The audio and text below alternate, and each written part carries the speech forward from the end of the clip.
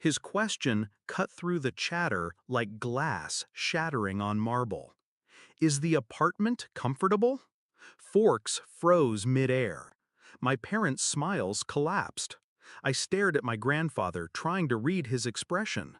Then I answered without hesitation, "What apartment?" The silence that followed was suffocating. My parents' faces drained of color. My grandfather's eyes, sharp, calculating even at 80, shifted from me to them.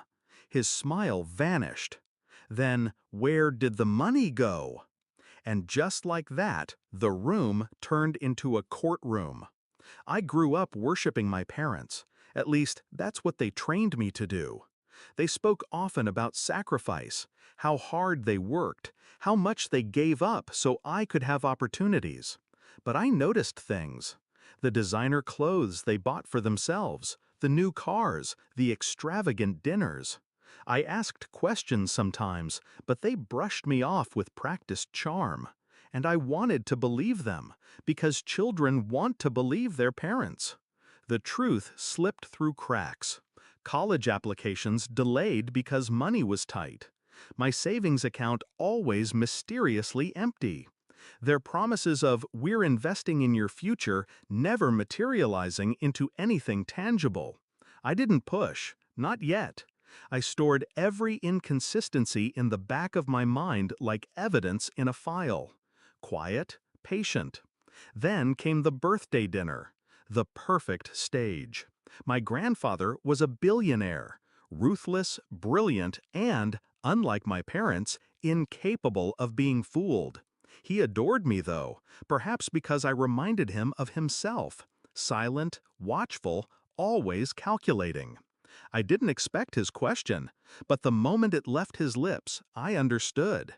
He'd given money, to my parents, for me, for an apartment I was supposed to live in. And now, the truth had slipped into the open. I watched my parents stammer. My father tried first. "Dad, maybe there's some misunderstanding." But my grandfather's glare stopped him cold. My mother jumped in, her voice trembling. "He must have forgotten. We told him." But I didn't forget, and I never lied. "No," I said, firm, steady. "I never knew about any apartment. I've never seen it, never even heard of it." The room tilted. My parents' lies collapsed under the weight of my words. That night was the shift. The betrayal wasn't new, but the revelation was public, undeniable. They'd stolen from me, from him, from the very man they depended on. And I knew I wouldn't waste tears. I'd weaponize the truth. I started planning. Quietly. While my parents scrambled behind closed doors whispering frantic explanations to my grandfather, I prepared.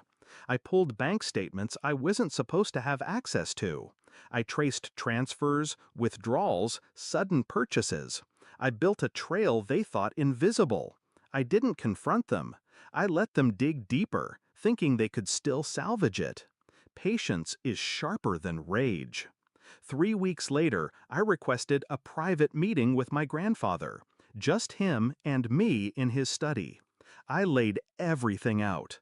Documents, receipts, dates, evidence so airtight it could choke. He didn't interrupt. He didn't even look surprised.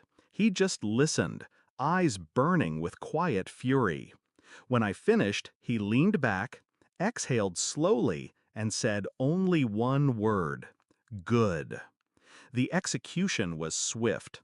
First, the financial noose. Accounts frozen, properties seized, every penny they siphoned redirected back under my grandfather's control. Then, the social blade. He spread the truth through his network, business associates, extended family, friends. My parents weren't just broke, they were disgraced. And finally, the legal strike. Charges filed. Fraud, misappropriation, theft. My parents, once proud and untouchable, reduced to defendants begging for mercy. I didn't lift a finger. I just delivered the truth and watched the machinery grind them down. The climax came at the courthouse. They approached me in the hallway, eyes hollow, faces gaunt. My mother whispered, "How could you do this to us?" I met her gaze, calm. "You did this to yourselves." She reached for me, desperation clawing at her voice. "We're your parents. We raised you." I cut her off. "You raised me to be blind, but I learned to see." Her hand fell. My father couldn't even speak. The guards led them away. Now I live in the apartment my grandfather bought for me, keys handed to me directly this time. It's quiet, spacious, a place they'll never set foot in.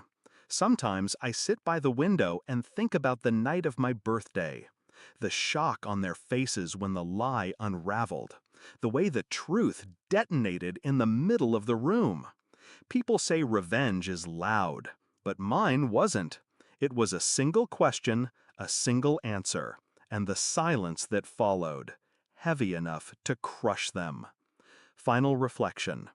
They thought they could bury me under their greed. Instead, I buried them under their own lies. And the irony? My grandfather gave me more.